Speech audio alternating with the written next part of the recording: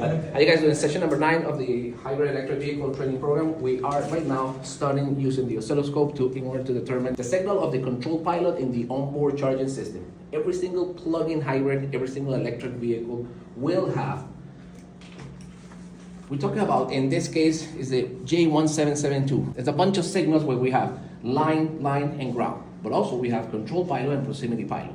These are the two cables that communicate and shake the hands between the charger as well as to the vehicle. So we have here, if I connect this charger, I'm simulating with this modular EV power, okay, that I'm connected to the vehicle.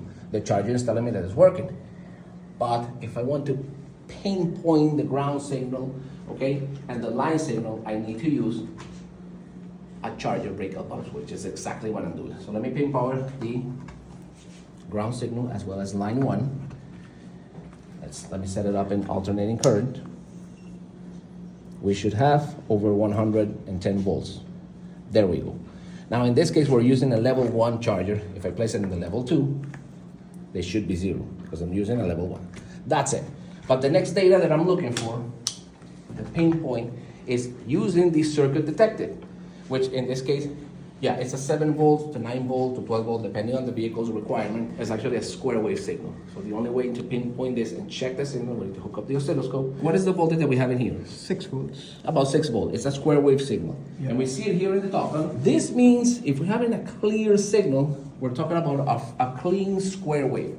What happens if by chance we're having a problem with the charger, we're having a problem with the internal resistor, and we're having a spike in one of the signals?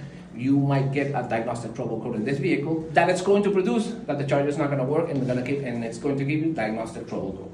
So this is the proper way if you want to make the incursion in this business, diagnosing electric vehicles. And plug-in hybrid, you must have a breakout box. Otherwise, the only way is you have to scrap the charger from behind, open up the charger in order to have access to the high voltage line. So if you want to learn more, stick around for more tips. I'll see you then. Bye-bye.